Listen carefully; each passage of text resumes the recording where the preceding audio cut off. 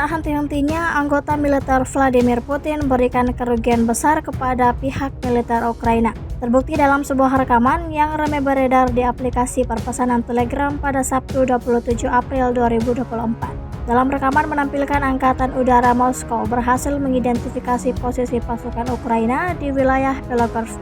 Tanpa berlama-lama, awak dari pesawat perang Rusia langsung meluluh lantakkan posisi prajurit Kiev di sana. Militer Rusia mengklaim serangan ini lagi-lagi berikan pukulan telak kepada prajurit Zelensky di medan pertempuran.